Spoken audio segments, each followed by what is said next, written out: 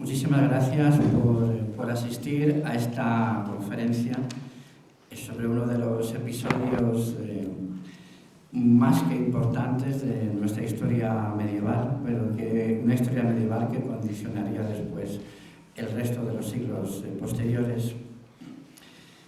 Como saben, esta organización, Héroes de Cavite, se dedica a difundir lo que es la historia de España. Y permitidme que haga una pequeña reseña precisamente de lo que hacemos, ¿no? Es una asociación que ya es internacional, se encuentra en muchísimos lugares del mundo, afortunadamente, y eso que tenemos solamente 3 años de existencia. Nació con la voluntad de fomentar la cultura y la historia entre los ciudadanos de la comunidad hispánica. Como todos sabrán, nosotros nos posicionamos como hispanistas y entendemos que formamos parte de una patria grande que está por encima de, digamos, las naciones canónicas actuales, siendo muy orgullosos de la pertenencia a nuestra nación, pero al mismo tiempo muy orgullosos de existir en formar parte de esa patria grande que engloba a todos los países hispánicos, ¿no? Tenemos como principal objetivo realizar actividades culturales para fomentar el hispanismo y la historia compartida, fundamentalmente desde 1492 a 1898. Dar a conocer nuestra historia, luchar contra la leyenda negra, divulgando una realidad histórica que ni siquiera se cuenta en los centros de enseñanza españoles, defendiendo el patrimonio cultural, histórico-artístico y rescatando figuras de la hispanidad que han sido olvidadas pese a la importancia de sus logros.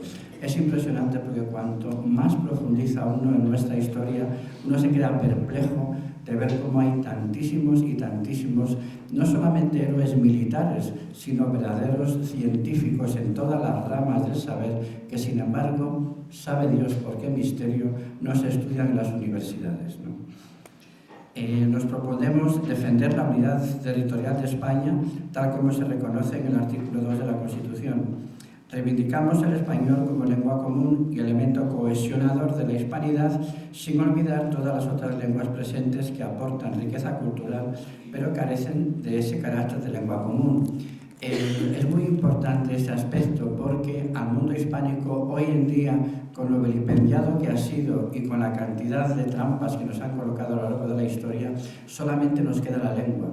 Si consiguen que los pueblos hispánicos renuncien a la lengua común, habrán ganado la batalla.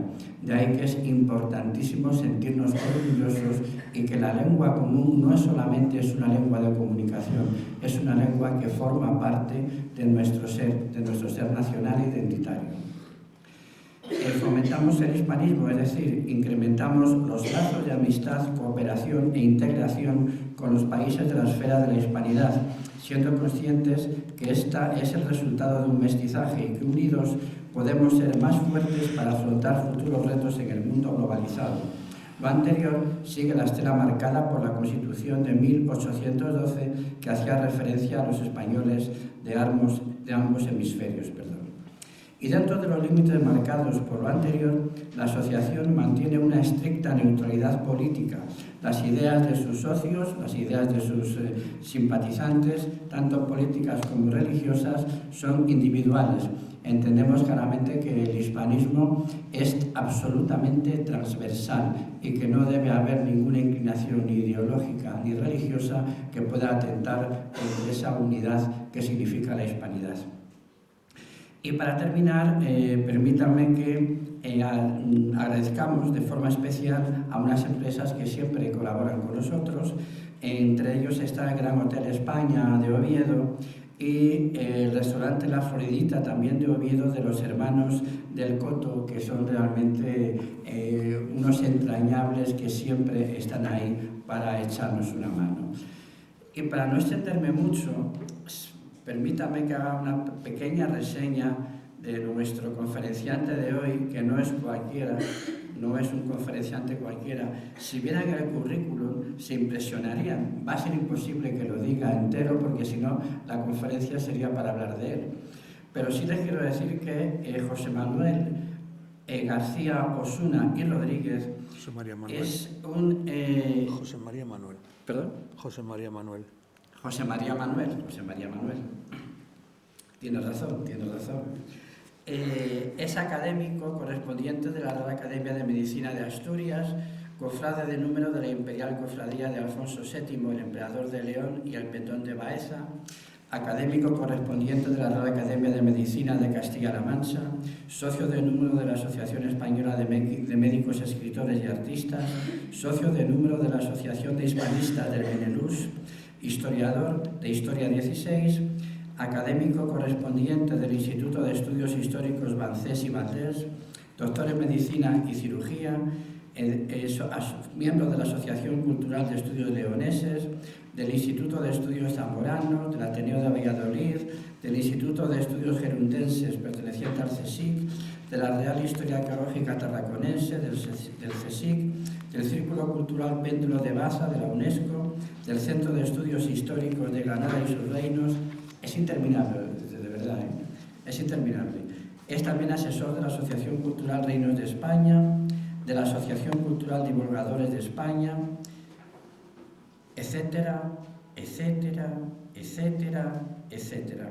Ha publicado varios libros: El Gran Rey Alfonso VIII de Castilla, el de las Navas de Tolosa, precisamente; Breve Historia de Fernando el Católico; El Rey Alfonso X el Sabio de León y de Castilla, su vida y su época; El Rey Alfonso VII, el Emperador de León; Urraca I de León, primera reina y emperatriz de Europa; El Rey Ramiro II, el Grande de León, el Invicto de Simancas; y La Batalla de las Navas de Tolosa, un mito histórico.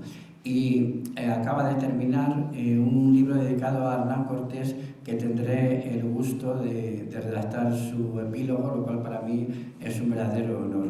No continúo porque si no, no terminaría nunca. Les pido un fuerte aplauso, por favor.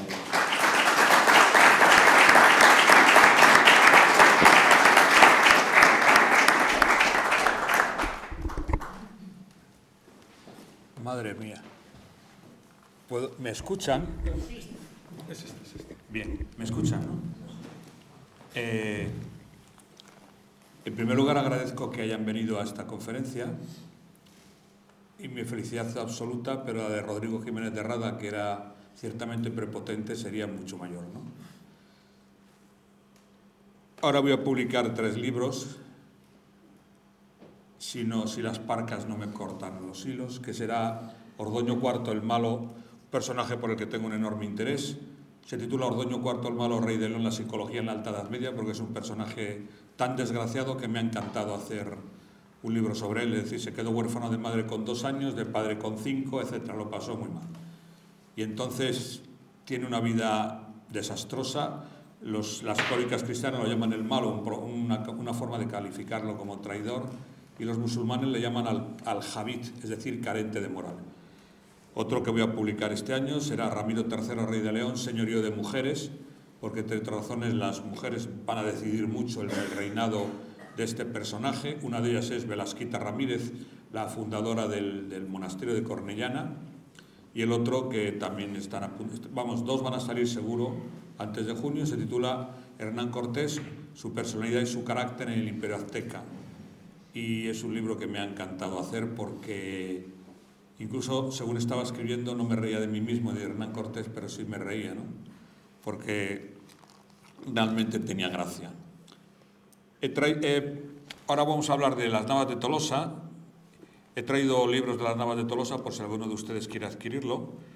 Ya que ha salido el de Alfonso VII, también he traído un ejemplar de Alfonso VII y de Ramiro II, que es el personaje, el rey más importante del siglo X en Europa, ¿no?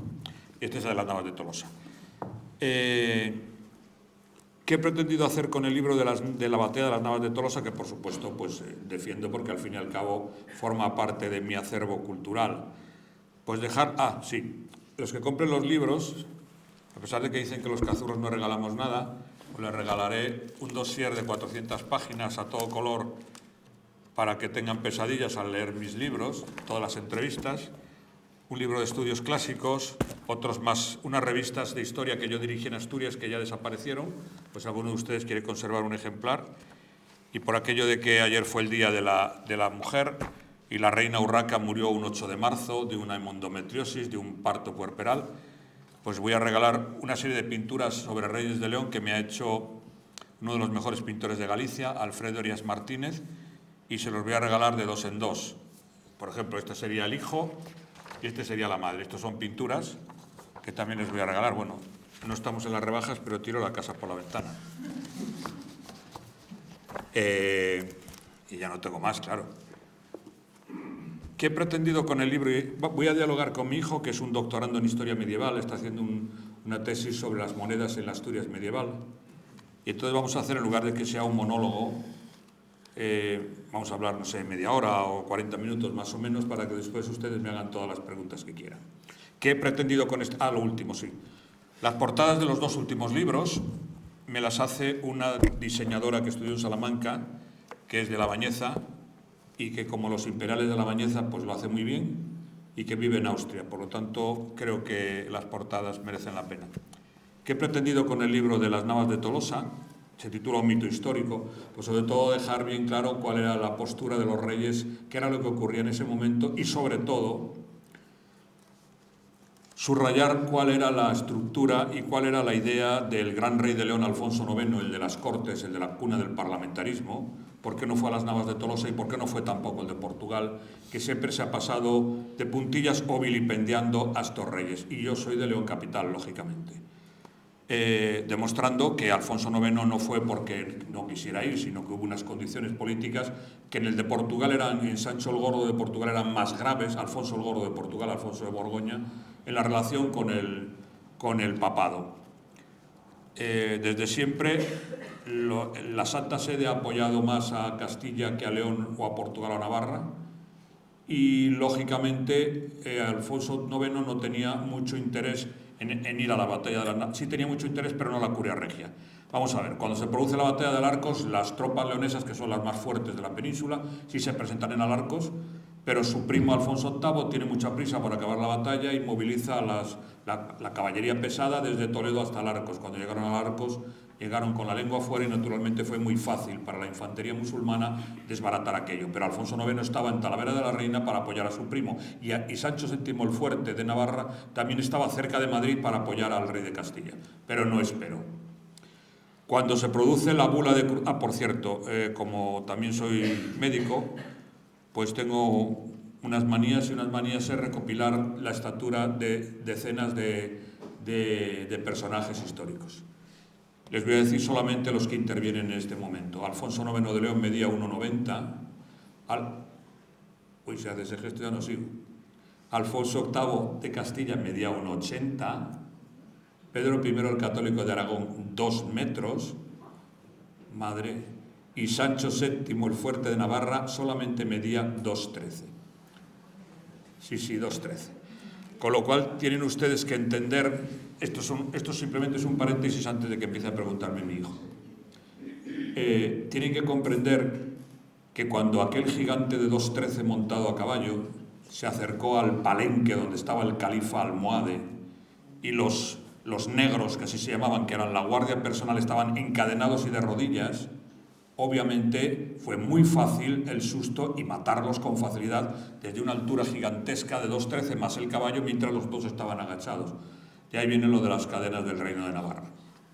Cuando se recibe la bula de cruzada, que Rodrigo Jiménez de Rada, navarro, arzobispo de Toledo y canciller de Alfonso VIII, digamos el adversario de Lucas de Tuy. Lucas de Tuy es el historiador del Reino de León, leonesista, etc. Pues enseguida manda la bula al rey de Portugal. El rey de Portugal contesta que tiene problemas importantes con la Santa Sede. Está excomulgado porque se ha quedado con el dinero de la Iglesia, el dinero de las primicias, y naturalmente no va a ir a las Navas. Pedro I el Católico, rey de Aragón, pues indudablemente tiene mucho interés en ir a las Navas porque tiene buena vinculación con el rey de Castilla, Alfonso VIII. A Sancho VII el Fuerte, que ya tiene cerca de 60 años, el Papa lo amenaza con que lo va a volver a excomulgar y va a volver a poner el reino en entredicho, y claro, ante eso pues no le queda otro remedio que ir. Los navarristas vasquistas dicen que fue con 1.000 soldados, 800. Bueno, eso es una malicia, porque para empezar cada caballero llevaba 4 escuderos, por lo tanto si fue 1000 ya eran 4000, que son bastantes. Pero no le interesa a Jiménez de Rada en ninguna circunstancia enviar ningún tipo de información a León, porque las mesnadas de Alfonso IX son las más poderosas de la península, y la caballería pesada leonesa, los famosos que después Cranwell utilizará contra Carlos I de Inglaterra, los Ironside, son los que deciden en ese momento, y entonces dilata mucho el enviar la noticia a la curia regia leonesa. Cuando recibe la noticia, Alfonso IX sí se anima para ir a ayudar a su primo y a los otros reyes a las Navas. El aula regia leonesa, la curia regia leonesa, que viene de las Cortes de 1188, las primeras Cortes democráticas de Europa, del mundo según la UNESCO, la cuna del parlamentarismo. Lógicamente no es una corte como es en Castilla, donde el rey decide. En León el rey decide hasta cierto punto. Hasta tal punto es así que cuando se producen las Cortes de 1188, y me van a permitir, total, no está el rey aquí, el que un guaje de 16 años es el rey de León en ese momento y convoca las Cortes, en la que participan por primera vez los ciudadanos elegidos por las ciudades, los ciudadanos y las ciudadanas, las mujeres y los hombres, porque está claro que hubo mujeres en las Cortes. Lógicamente, las Cortes lo que le dicen es: tu primo está en la tierra de Campos, ha conquistado fortalezas leonesas, y si te mueres en la batalla tenemos a los castellanos aquí. Con lo cual el rey se lo piensa y le manda a su primo un memorándum indicándole que tiene que devolver las fortalezas siempre leonesas, y él no tendría ningún inconveniente en ir a la batalla de las Navas de Tolosa. Jiménez de Rada aconseja a Alfonso VIII que no devuelva nada y que esperemos a ver qué se hace con la batalla, con lo cual las tropas de León no van a la batalla de las Navas de Tolosa, pero sí van soldados, sí van caballeros, y sí va el hermano del rey de León a la batalla de las Navas, mandando el centro de las Navas con el señor de Vizcaya. Por lo tanto, eso es, para empezar, lo que he pretendido. Y haciendo un paréntesis con respecto a las Cortes, quiero decir que las ciudades llamadas a Cortes en el año 1188 en la Basílica de San Isidoro en el mes de abril, por tanto no hacía tanto frío. Asturias participó con 4 ciudades, varones y mujeres, que fueron Oviedo, Avilés, que era ciudad, Cangas de Onís y Llanes, porque Llanes es ciudad. León participó con León, Astorga y Villafranca del Bierzo, Zamora con Zamora, Toro y Benavente, y Salamanca con Salamanca, Ledesma, Ciudad Rodrigo y Alba de Tormes, Mascoria en Cáceres y el arzobispo de Toledo. Después de este preámbulo, pues mi hijo tendrá la amabilidad de hacerme preguntas que no sean muy difíciles para que pueda contestar y lucir. Pregunta. ¿Qué fuerzas mercenarias participaron en ambos bandos? Por parte de los cristianos no hay ninguna fuerzas mercenarias, porque para empezar hubiera habido pena de excomunión, por lo tanto los cristianos no hubo ninguna fuerzas mercenarias dentro del ejército musulmán. Y dentro del ejército cristiano tampoco. Los almogávares fueron los más importantes que participaron en el bando cristiano. Los golfines, que eran unos soldados que provenían del centro de Europa y habían sido rescatados, digamos, como bandoleros en las zonas de las Extremaduras, tanto leonesa como castellana, se dedicaban a coger ovejas, y entonces los reyes los utilizaban mejor para la guerra. Había otros personajes que son los ultramontanos, que eran franco-borgoñones, que en el momento en que después del partir de Toledo y del mal comportamiento que tienen pues en ciudades como Calatrava, cuando los ultramontanos son expulsados de la batalla y del ejército y se vuelven a Europa, naturalmente los reyes cristianos de la batalla, tanto Pedro I como Sancho VII como Alfonso VIII, no lo contemplan como un problema, porque naturalmente no pretendían exterminar al enemigo, sino tenían un comportamiento de ten con los musulmanes. Al fin y al cabo llevaban aquí más de 200 años. Los almogávares son los famosos guerrilleros hispanos que, vestidos como soldados de infantería, llevaban una especie de red o de hierro en la cabeza. En las partidas de Alfonso X el Sabio, 12, título 23, se cita precisamente cómo era el comportamiento de los soldados que formaban parte de las mesnadas cristianas. ¿Qué más? ¿Por qué denomina mítica la batalla de las Navas de Tolosa? Pues denomino mítica a la batalla de las Navas de Tolosa por una razón, porque he pretendido desmitificar. No niego en absoluto que es una de las grandes conflagraciones, puede ser perfectamente la primera o la segunda de las conflagraciones que se producen entre cristianos y musulmanes en la Alta Edad Media o en la Plena Edad Media. En este caso sería en la Plena Edad Media.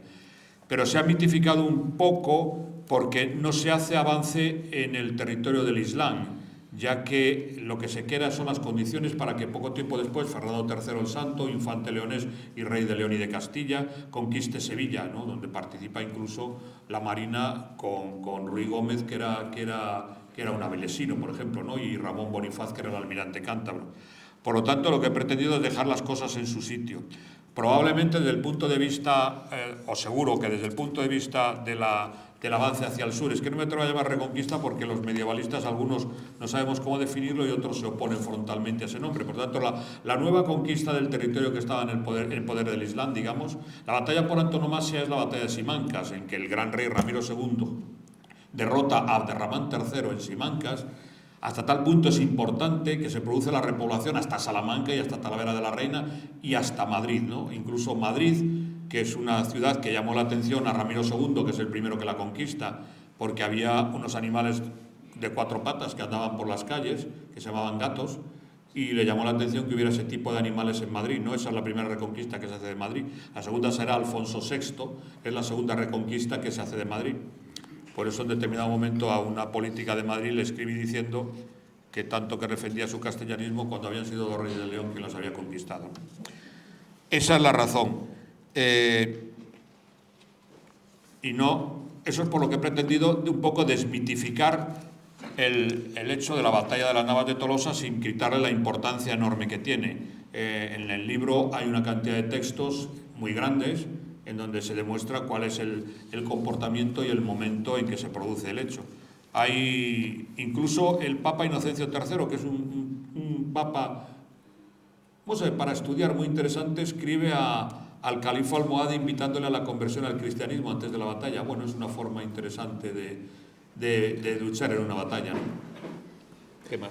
¿Fue una cuestión de táctica militar por parte de las fuerzas cristianas, una cuestión de suerte al escoger el lugar de la batalla o simple ayuda divina? Para la gran batalla de las Navas de Tolosa, las tropas de los cristianos se reunieron en Toledo, acompañadas de sus magnates laicos y eclesiásticos.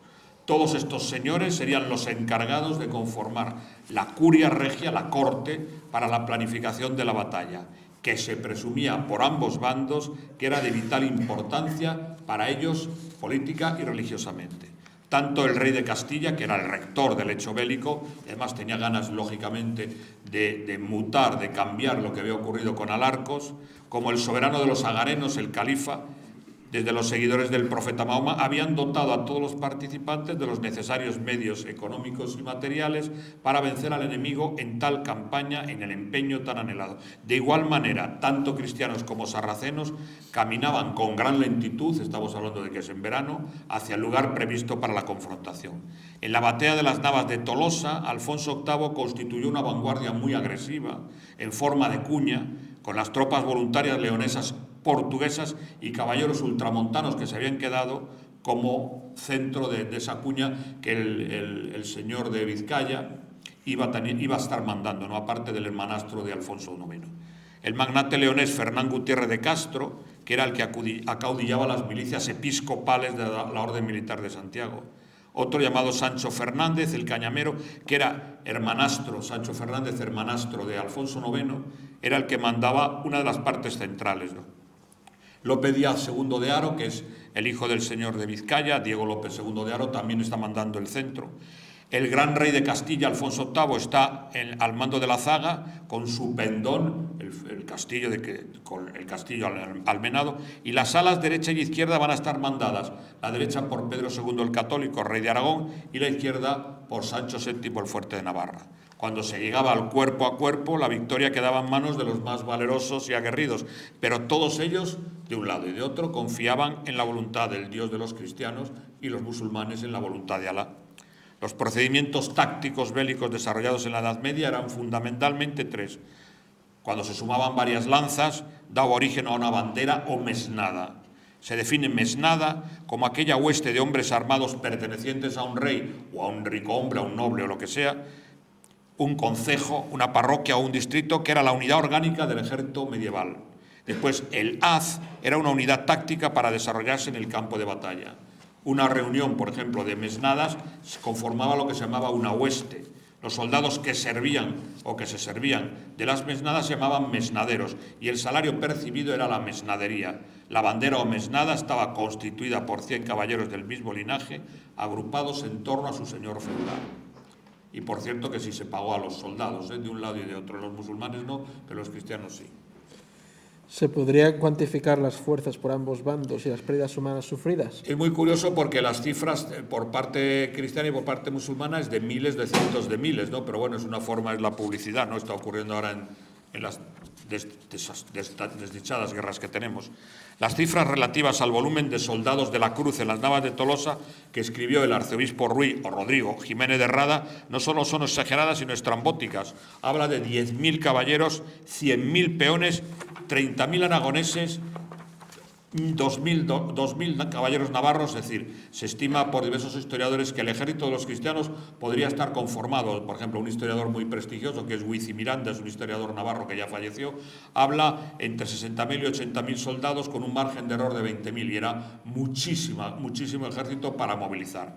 La unidad táctica del esquema de la milicia en la época medieval era la lanza y en las Navas de Tolosa estuvo formada por un caballero, su escudero, un paje y dos peones armados con ballestas y lanzas. Por lo general estaba conformado de 4 a 10 soldados. Por todo lo que se antecede, aceptamos que el rey de Aragón pudo tener unos 3.000 caballeros de la nobleza, acompañado de sus escuderos, pues unos 12.000. Unos 200 caballeros, por ejemplo, o 500 por parte de la nobleza navarra, que serían 800 o 2.000 soldados navarros. Por consiguiente, hay una fórmula que utiliza el profesor Baratorbe, que es médico e historiador de Málaga, aunque nacido en Valladolid, que utiliza fórmulas bastante acertadas a lo que pudo ocurrir. Entre León y Portugal aportaron unos 5.000 soldados más o menos, y los que permanecieron de Borgoña y de otros sitios ultramontanos fueron unos 650 y no más. En el otro extremo, el profesor Ruiz Domene, que es un profesor catalán, en el año 1948 hizo un estudio sobre la batalla de las Navas, nació en 1948, el estudio es de 1984, e indica la cifra global de 11.000 soldados. Hubo más soldados, casi el doble de soldados en el bando musulmán que entre las tropas cristianas. ¿A cuánto se elevó el botín de las tropas cristianas? Voy a leerles un texto que es un texto relativo a la época, un texto de Jiménez de Rada. Este año los reyes cristianos de Castilla, Navarra y Aragón entraron en batalla contra el Miramamolí. El califa de los almohades ha quedado con un nombre vulgar que se estudia hasta en el bachiller, o se estudiaba en mi época, pero yo soy muy mayor ya, que se llamaba el Miramamolín. No sé si seguirá llamándose ese nombre. El rey de los sarracenos, y por el favor de Dios consiguieron la victoria. Para alegría y alborozo de todos los orientales, el rey de Castilla escribió cartas al Papa Inocencio III sobre tan gran triunfo concedido por el cielo a los príncipes cristianos. Envióle además honrosos presentes del botín cogido a los sarracenos, como fueron una tienda toda de seda y un estandarte tejido de oro que se colocó en la basílica del príncipe de los apóstoles para gloria del nombre de Cristo. La captura de un rico botín importante, fue una de las causas, entre otras, que movilizó a ambos ejércitos enemigos a enfrentarse en un campo de batalla de dudoso resultado, y no solo influyeron los factores religiosos y los sociopolíticos. En función de lo que antecede, como conocía cuáles eran las intenciones codiciosas de los almohades, y para evitar este comportamiento de rapiña de los sarracenos, Alfonso VIII prohibió a sus caballeros el lujo y los adornos ostentosos para cuando cayeran muertos no les quitaran todo del cadáver. Asimismo, el arzobispo Jiménez de Rada apoyó la orden del rey claramente en el caso de los caballeros del Reino de Castilla, sobre los que tenía jurisdicción, bajo pena de excomunión, prohibiéndoles taxativamente el pillaje, y de esta forma evitaba que no siguieran persiguiendo a los sarracenos una vez ganada la batalla hasta matarlos simplemente para quitarles lo que llevaban encima. El reparto del botín se pretendía que fuese lo más equitativo posible, percibiendo en primer lugar y más cantidad los adalides, a continuación los caballeros y en último lugar los peones. Una sexta parte era para el conde de la ciudad que se tratase o para el rey de turno. Como se sabe, los ejércitos cristianos no poseían soldados profesionales, los musulmanes sí. En los ejércitos cristianos hay una estructura que se llama el fonsado, que era obligatorio acudir al fonsado del rey, es decir, al ejército del rey en determinados momentos para una batalla, pero solamente en una época en que no hubiera que hacer cosechas o no hubiera que trabajar, es decir, no estaban todo el tiempo en el ejército. Y a esa situación, a ese momento, los reyes pagaban. Porque además el avance hacia el sur, el avance para volver a obtener las tierras que estaban en poder del Islam, o lo que se llamaba antes reconquista, se realiza utilizando un sistema que es del derecho romano y que se llama presura, que es la siguiente. El primero que llegue a un terreno, a un territorio, se queda con él, y la única norma que pone el rey es que tiene que defenderlo. Y naturalmente, eso es lo que más me gusta de la segunda parte de la relación con el rey, es que no paga impuestos. Con lo cual, bueno, pues se podía intentar reconquistar territorios y no nos cobraban impuestos. Esto ha sido una maldad, pero que no me diga Hacienda.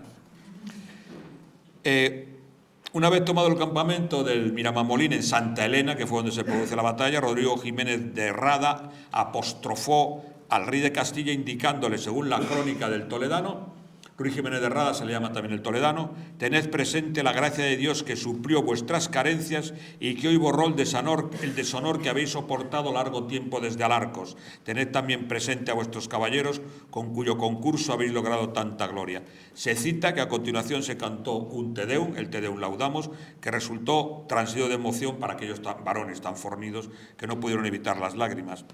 Como es sabido, la tienda del Miramamolín era de color rojo carmesí, bordada en oro, y la misma le correspondió al rey Pedro II el Católico de Aragón. El magnífico soberano navarro, Sancho VII, pudo poner una gran esmeralda, que aparece en el escudo de Navarra, en su escudo a partir de las Navas de Tolosa, porque fue una esmeralda que consiguió quitarle al califa almohade. El estandarte y la lanza califales fueron enviadas, que me resulta curioso, por el rey Alfonso VIII al Papa Inocencio III. Debe ser para que peleara con los cardenales, ¿no? Porque si no, no tiene mucho sentido. ¿Qué más? ¿Cuánto tiempo le ha llevado a documentar su obra? No solo con datos contrastados, sino también con las ilustraciones que incluye. Como dicen los políticos, esta pregunta me encanta que me la hagan. Creo que, a ver, yo no tengo tantos libros de historia como Pérez Reverte. Yo solo tengo 8.602 libros de... Miento, 8.603 porque ayer me llegó uno. Tengo 8.603 libros de historia. Pero bueno, si no se lo creen, pues le quito 1.000. Se pueden ver en mi casa porque les enseño en la biblioteca. Está por todas partes. Tengo unos 2.000 de esos 8.600, más o menos unas cuantas son crónicas y diplomaturas. Es la única forma de hacer historia. Yo soy un doctor en historia medieval. Hice cursos de historia antigua porque me interesan mucho los cartagineses. Mi correo concretamente es Aníbal Cannas. Aníbal no me hizo caso en Cannas y en lugar de matar 60.000 romanos le dije que nos cargáramos 80.000, pero no me obedeció. Cuando le dije como su primo Majarbal que entráramos en Roma, pues tampoco me hizo caso y así nos lució el pelo, ¿no? Pues estuve un año leyendo, grosso modo, todas las obras sobre la batalla de las Navas de Tolosa. Tengo todos los libros que se han publicado sensu estricto sobre la batalla. Desde el de Vara Torbeck hasta García Fiz, acaba de sacar una nueva reedición en una editorial en Despertaferro, que es un magnífico historiador de Cáceres, catedrático de medieval. Después, Huici Miranda, que es un profesor que ya murió hace tiempo, es un profesor navarro muy interesante, tiene una cantidad de textos enormes, originales de la época, también lo tengo. Alvira Cabrer, me gustó mucho algunas de las descripciones que hace. Estoy hablando de libros que se titulan Sensu Estricto, Las Navas de Tolosa.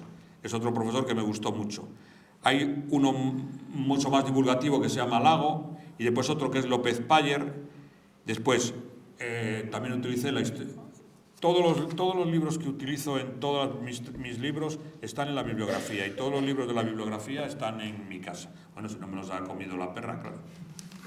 Por cierto, me comí alguno, pero ya se ha vuelto analfabeta, por cuestiones que ustedes entenderán. El de Rebus Hispania también utilicé como básico de Jiménez de Rada, y el Chronicum Mundi no faltaba más de Lucas de Tuy, el tudense, ¿no? el canónigo de León. El volumen contiene pues una amplísima bibliografía que pues yo no sé cuántos libros tiene cuántos son de bibliografía. Por consejo de mi maestro, todos los libros tienen siempre 2 prólogos y 2 epílogos. Bueno, todo esto es la bibliografía, dividida en fuentes crónicas, bibliografía esencial y bibliografía de apoyo, porque mi maestro de medieval, el profesor Fernández Conde, fue el que me aconsejó cómo poner mejor la bibliografía. Todos los libros míos suelen llevar 2 prólogos y 2 epílogos, por una razón de salud, porque si el libro es muy malo, primero les acuden a los de los prólogos y cuando llegan a mí ya están agotados y no les da tiempo a sacudirme. Y si alguno se olvida de mí, pasan a los epílogos y entonces los 2 de los epílogos también sufren. Es que los leoneses no damos puntadas sin hilo. Y les cuento lo de los proyectos. Sí. Por haber tenido la amabilidad de ustedes de venir aquí, ahora me pueden hacer las preguntas que quieran. Ya les he dicho cuáles son mis próximos libros. El año que viene, el siguiente que voy a sacar, si no me muero, claro, es una biografía de Alfonso IX, y voy a dedicarme a Alfonso IX y a su mujer, Berenguela, porque son 2 personajes muy interesantes.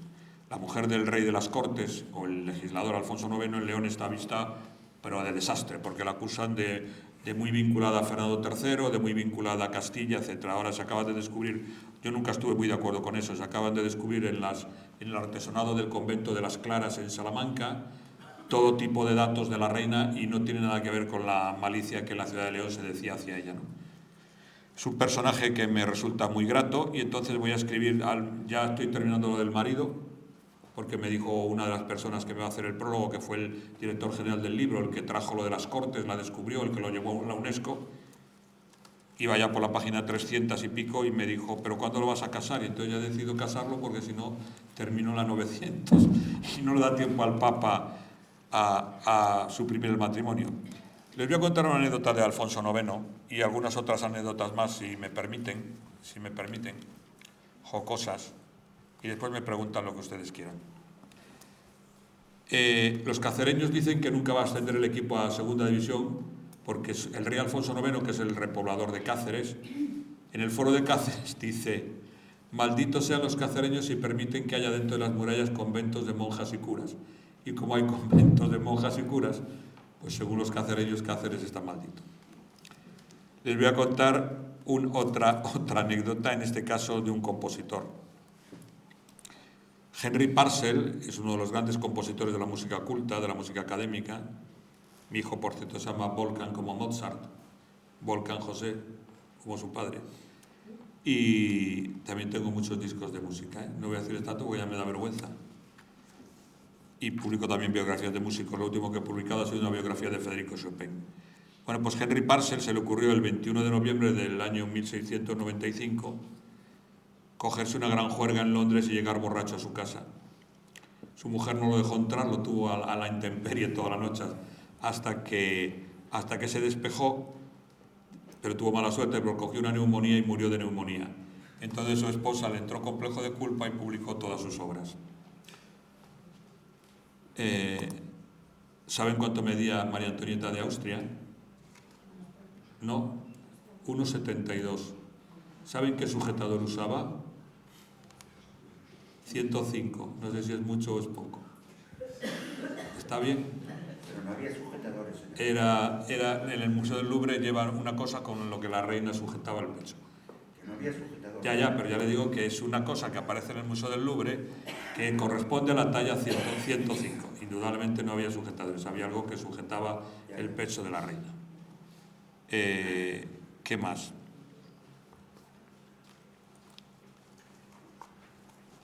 El Cid medía 1,56, por cierto.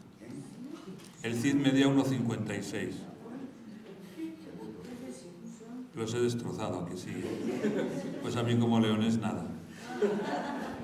Por cierto, vamos a hablar de Rodrigo Díaz. A mí me hicieron una entrevista en un periódico de la ciudad leonesa de Zamora, en La Opinión, y los periodistas son muy malos todos. Muy malos, no, malísimos. Y se me ocurrió en plan de ironía decir que el Cid era el Bárcenas de la Edad Media y me lo pusieron como titular. Con lo cual en Burgos me quieren emplumar. No puedo ir a Burgos. Porque Alfonso VI, independientemente del estudio libidinoso que hizo un asturiano, Menéndez Pidal, que debe ser que estaba en la cama con Alfonso VI y con sus mujeres, porque sabía cómo se comportaba, pero bueno, a mí me hubiera gustado ver, ¿no?, cómo hacía Cleopatra con Marco Antonio. Pues Alfonso VI no echa de la corte al rey por el juramento de Santa Gadea, que no existió nunca y que es un mito, ¿no? Aparte que no les deja muy bien el juramento a los asturianos, a los de Gijón sí.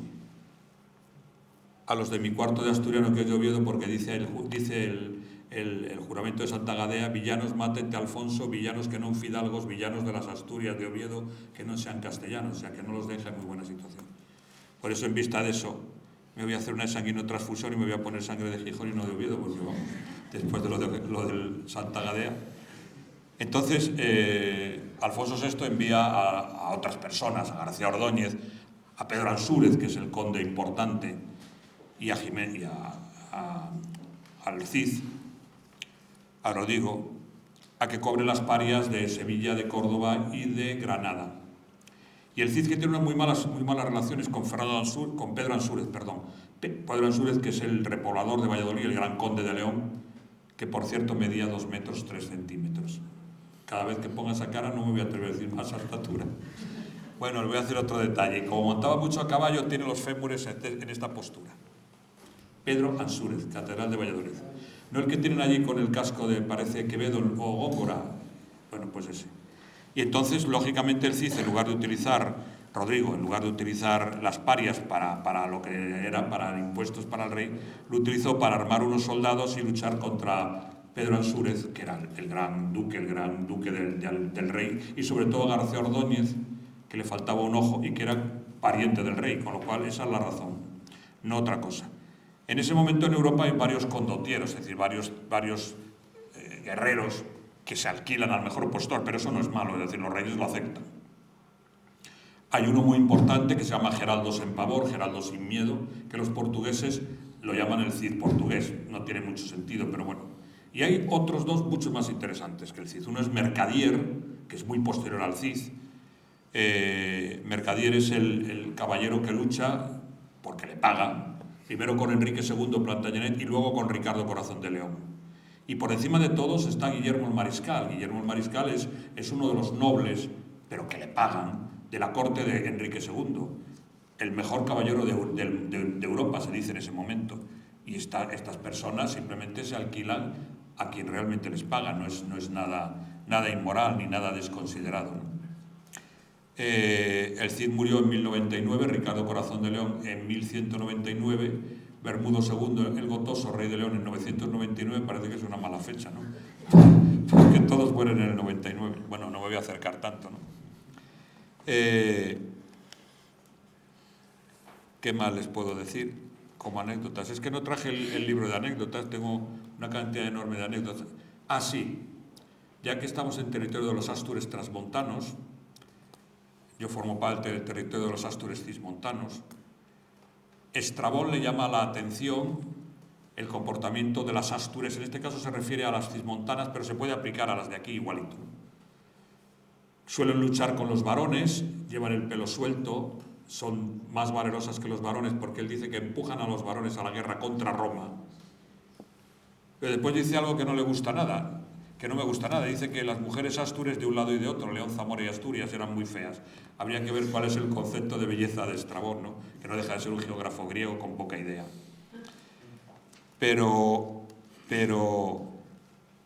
él lo que le llama la atención es sobre todo el poder que tienen, la fuerza que tienen las mujeres, que son las que invitan a los hombres a pelear, ¿no? Y dentro de esas guerras cántabro-astures, el jefe de el caudillo más o menos de los astures se llamaba Gauzón, y el caudillo de los cántabros se llamaba Corocota. Augusto, desde Tarragona, creo que hay una librería aquí, o algo así, que pasando un día por esa calle, uno estaba en la puerta, no sé si serían los dueños, y me dijo: ¿a qué no saben cómo se llama esta librería? Y dije: pues no, creo que juega en el Racing de Santander, pero no estoy muy seguro.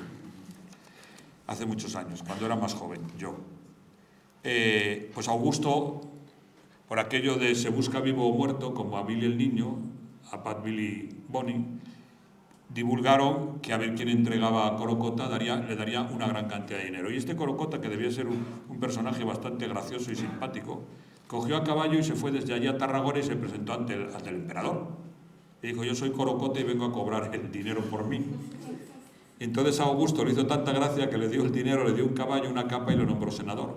Porque claro, le hizo mucha gracia. Bueno, Lo siento, le hizo mucha gracia de este comportamiento de este individuo, ¿no? Hay un emperador, Maximino el Tracio, que para provocar a los legiones se comía 12 pollos y luego los vomitaba. Y volvió a comer 12 pollos para provocar a los legionarios y saber a aquellos que le criticaban y cortarles la cabeza. Era listo, Cuando Leonor de Aquitania fue encerrada en el castillo de Salisbury por su marido Enrique II por haber provocado una rebelión correcta y lógica. Leonor de Aquitania es una de las grandes mujeres de la Edad Media, una mujer impresionante, ¿no? Es posterior a Urraca. Urraca, por cierto, es una de las mujeres. Yo llevo mucho tiempo peleando para que sea como dicen ahora los cursis, un icono, porque muere un 8 de marzo. La reina de León muere un 8 de marzo de una endometriosis, es decir, de un parto puerperal, de una infección puerperal, ¿no? Bueno, pues cuando Leonor, que tenía a todos sus hijos apoyándole, Ricardo Corazón de León, Juan Sin Tierra, etc., se levantó contra su marido y su marido la cogió prisionera, aunque iba vestida de hombre, la descubrió y la metió 17 años en la torre de Salisbury. Pues desde allí escribió, pero eso no es para que lo apliquen las señoras, simplemente es un hecho histórico y además es del siglo XIII, o sea que del siglo XII y XIII. Escribió una frase que decía: hay varones a los que arrancarles la piel a tira sería un acto de extrema justicia, pero no es para aplicarlo. Le gustó, Pues no es para aplicarlo. Bueno, pues en un programa que había en una emisora de Radio Navilés, una de las locutoras que hacía el programa, una amiga mía, me dijo que le diera algo para preguntar a la gente, que le diera alguna cosa rara, y le di esa frase. Se podría haber hecho un estudio psicológico sobre la cantidad de mujeres a las que les cargaron esa frase. Desde la pasionaria hasta la mujer de Aznar. A todas, pero ninguna de la Edad Media. Vamos, que era lo curioso, ¿no? A nadie se le ocurrió mirar en Internet.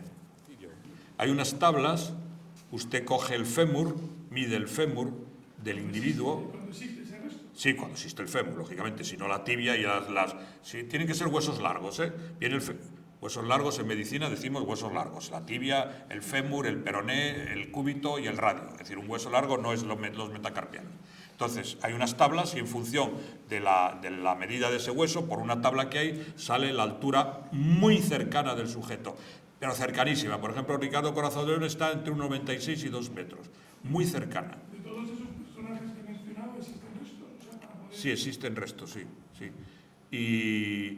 Y concretamente el segundo marido de la reina Urraca, que es Alfonso el Batallador, un personaje para estudiar, ¿no? Pero para estudiar, vamos, yo creo que necesitaba ayuda psicológica más que otra cosa, ¿no? Bueno, Urraca fue una mujer, según dice ella, maltratada, ¿no? Le dio patadas y todo, ¿no? Pero yo creo que el sujeto no estaba muy bien de la cabeza, ¿no?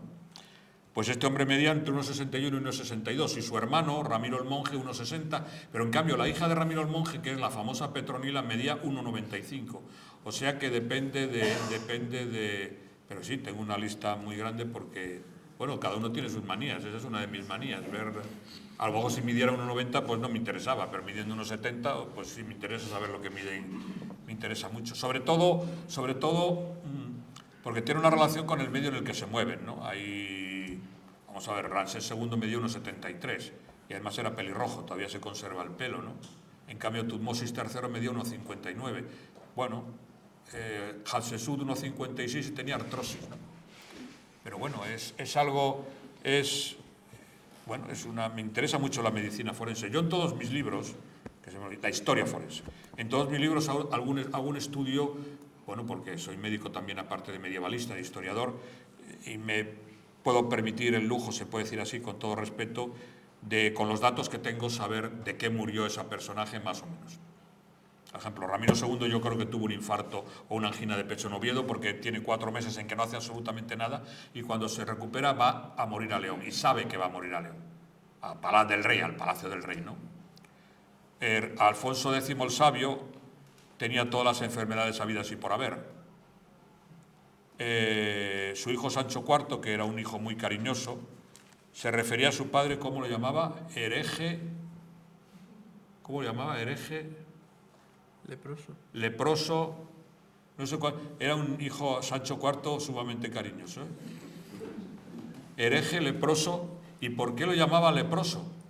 Porque Alfonso X el Sabio tenía una serie de manchas en la cara que le iban comiendo la cara.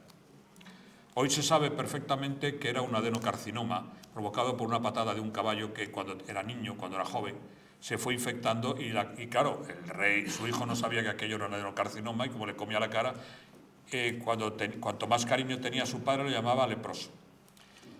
Después, como tenía ataques de ira por lo que le dolía la cabeza, tenía cefaleas, y tenía cefaleas provocadas por algo tan simple como era una sinusitis, que hoy se hubiera curado con una cefalosporina, un mucolítico y un corticoide, pero en aquel momento no había. Y cuando Alfonso X tenía aquellos dolores de cabeza con ataques de ira, le salía por el pus el ojo derecho, y entonces su hijo pensaba que era un hereje, que era algo demoníaco. Pero bueno, es que tenía mucho cariño a su padre. Les voy a contar una anécdota de Alfonso X que está en mi tercer libro. Mi tercer libro fue una biografía de Alfonso X. Y le titulé Alfonso X el Sabio, rey de León y de Castilla, con una orden expresa al editor que no quería ver ningún castillo en la portada y me obedeció. Puso un león rampante. El libro es mío, yo pongo a quien quiero, ¿no? O no, claro, lógico. Y además él es rey de León, porque firma siempre como rey de Castilla, de León y de Andalucía. Pues Alfonso X fue excomulgado porque se le ocurrió la feliz idea de escribir al Papa, y diciendo lo siguiente: si el día de la creación del mundo yo hubiera estado ante Dios y me hubiera hecho caso de mis consejos, la creación hubiera resultado mejor. Dijo el Papa: sí, pues te excomulgo, por atrevido y por blasfemo, y los excomulgó. Porque hay que decir que dijo claramente al Papa: Dios se equivocó, porque no me pidió consejo. Era un personaje muy curioso, porque además lo que quería era el fecho del imperio, es decir, ser emperador. ¿Qué posibilidades tenía de ser emperador? Ninguna. ¿Por qué? Porque aunque sí provenía de familia imperial, es decir, de los Suabia, resulta que formaba parte de los gibelinos, que eran los enemigos del Papa, por lo tanto el Papa no lo iba a aceptar. Segundo, provenía de una familia que al Papa, cada vez que a Alejandro III o Inocencio III le hablaban y los posteriores le hablaban de su familia, que era Federico I Barbarroja Hohenstaufen, era como si le nombraran al diablo, porque había intentado meter a papas anteriores en la cárcel, etc. Por lo tanto, posibilidades ninguna. Aunque Jiménez de Rada invocó que era rey de León y el título de los reyes de León era el título imperial, al Papa no le convenció, aunque aceptaba esa orden. Por lo tanto, se gastó lo que no estaban los escritos, hasta tal punto que los procuradores de Zamora se presentan no ante el rey, que no se podía negociar con él porque él estaba con lo que llaman en las crónicas el fecho del imperio, ¿no? Y le dicen a Jiménez de Rada que en Zamora están en la ruina, que no tienen ni que comer porque los ha esquilmado a impuestos, ¿no? Que era la mejor forma era las cortes se reúnen por separado. Las Cortes de Castilla se reúnen en un sitio, las Cortes de León se reúnen bien. Por ejemplo, se reúnen a veces en Medina del Campo, en Zamora sobre todo, y si se reunían en Zamora, esquilmaban a la ciudad en la que se reunían, ¿no? Entonces, pues tenía insuficiencia renal, insuficiencia hepática, era, ¿cómo se dice? Una yacería, pues eso, era una yacería. Pero era un personaje muy curioso, Alfonso X. Alfonso IX se casa 2 veces y desgraciadamente con primas. En el segundo caso de Berenguela es su sobrina, con lo cual los papas disuelven los matrimonios que no habían hecho lo mismo en Castilla. Es decir, en la Santa Sede tiene una predilección por Castilla por una razón muy simple y muy clara. En León hay un rito mozárabe que el rito latino no permite. Los cluniacenses que vienen de Europa tratan de que en León, en el Reino de León, en el Reino de León haya un rito latino como hay en el resto. Para empezar, Castilla no existe hasta Sancho III, por una razón muy simple, porque son condados que no se llaman ninguno Castilla, sino se llaman condados de Burgos, de Saldaña, etc. Mire, hay un personaje al que tengo mucha simpatía, que es Sancho II, el hermano de Alfonso VI. Yo tengo toda la diplomatura de Sancho y dice lo siguiente: imperando el príncipe Sancho en Burgos y mi hermano el emperador Alfonso en León. Segundo, Fernando III se va a educar con su madre, algo que era absolutamente absurdo, porque Alfonso IX no quiere educarlo, porque los hijos, en la costumbre medieval se educaban en una separación siempre con el padre y no con la madre. Va a Burgos con su madre y naturalmente en Burgos y sobre todo en Palencia y en Valladolid hay un personaje que es Tello Tellez de Meneses, que es bastante más retorcido para la educación de Fernando. Ahora se ha descubierto que Berenguela se sentía muy vinculada al Reino de León y no a Castilla. Hay datos fehacientes sobre ello. En tercer lugar, o en cuarto o en quinto, Fernando III el Santo, al morir Enrique, que era el que iba a sustituirle, hermano pequeño de Berenguela, toma posesión del Reino de Castilla, Fernando III, en 1212. En 1230, 18 años después, muere su padre y Fernando III, sin respetar el testamento de su padre, que no le deja el Reino de León, porque el Reino de León es para dos mujeres, Sancha y Dulce, dos hermanas que buscan apoyos entre la nobleza, pero solamente obtienen un 20% de los apoyos, no entregaron el reino por dinero, como dicen algunos maledicentes, como por ejemplo Valdeón Baruque, en absoluto, sino que no encontraron apoyos suficientes para plantar cara a su hermanastro, cedieron el territorio. Las posibilidades de Fernando III de ser rey de León fueron muy complicadas, porque le costó mucho entrar en la ciudad, le costó mucho que en Zamora lo aceptaran y tuvo muchos problemas. En el 1230 es rey de León. En absoluto desaparece el Reino de León en Castilla, eso jamás, no ha existido nunca. Primero porque no existe la corona de Castilla ni de Aragón, es una invención, porque para empezar, hasta Pedro I el Justiciero, que es como lo llaman en Asturias y en el Reino de León, y el Cruel lo llaman en Toledo, hasta Pedro I las Cortes se reúnen por separado, siempre por separado. Y en el caso de Alfonso X el Sabio, clarísima, las Cortes se reúnen, divide la corona de León y de Castilla en 4 territorios, en 5, y el quinto se llama Reino de León, curiosamente para cobrar impuestos, porque todos los reyes siempre trataban de sacar dinero. Por lo tanto, no desaparece jamás en la estructura leonesa. Es más, yo que soy un historiador leonesista como Lucas de Tuy, tengo centenares de datos, tengo hasta, ¿cómo se llamaba el adelantado mayor de León en la época de un tal Felipe III de Habsburgo? Sé cómo se llamaba el comendador de León. Vamos a ver, cuando los reyes católicos, yo tengo un pariente aquí, allá al final, que es un fan de Isabel la Católica, supongo que me estará atendiendo lo que estoy diciendo perfectamente. Cuando entran los reyes católicos en Granada, eso solamente es la parafernalia realizada para la entrada de los reyes. Las negociaciones las ha realizado Gutiérrez de Cárdenas, que es el adelantado mayor de León, del Reino de León, previamente. Simplemente ha sido una entrega de las llaves. Todo está pactado. Y quien lo realiza es el adelantado mayor de León. Por lo tanto, en ninguna circunstancia desaparece. Le agradezco lo que ha dicho, porque León no es Castilla, ni lo ha sido nunca, ni lo será. Y si nosotros somos Castilla, pues los territorios que formaban parte de la corona de León lo tienen todavía más difícil. Pero ha perdido influencia. Bueno, ha perdido influencia porque formamos... Es que yo no... A ver, sí, perdone, yo soy medievalista, por lo tanto no le voy a hablar de la autonomía actual porque esa ya la estamos combatiendo. Pero quiero decirle... No tiene que ver con la cosa. Quiero decir que no deja de ser hereje. Indudablemente, hombre, pues hemos perdido influencia, eso es indudable. Pero los fueros nacen en el Reino de León, las cortes nacen en el Reino de León, el que la mujer tenga categoría es en el Reino de León, donde las mujeres son iguales que los varones, igualitas, en todas las circunstancias. Mire, ya que hablábamos de Alfonso VI y del chico este, del Ruiz de Vivar, Rodrigo Díaz de Vivar, ha sido un lapsus bondadoso, ¿eh?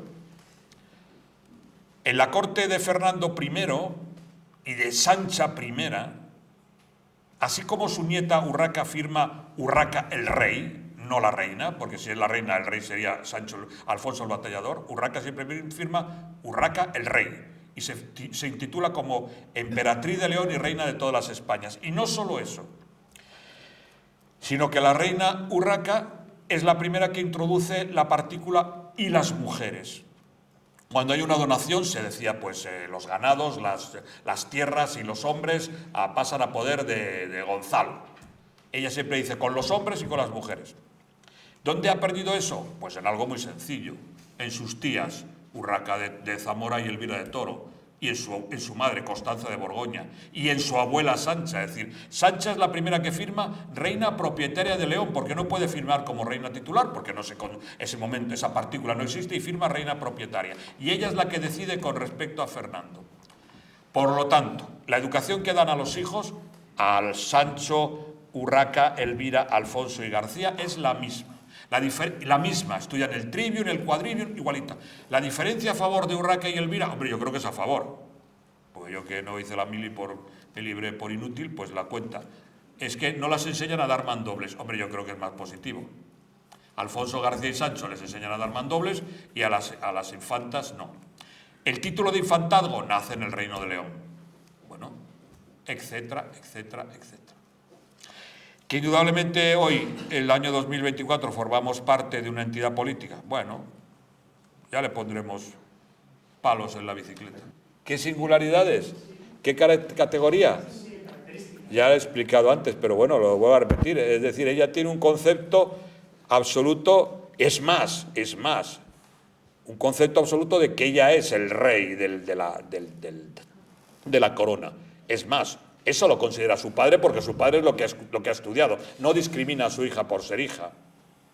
Se dice, bueno, pero es que subió al trono porque su hermanastro murió en una batalla. No, pero es que su hermano era mayor.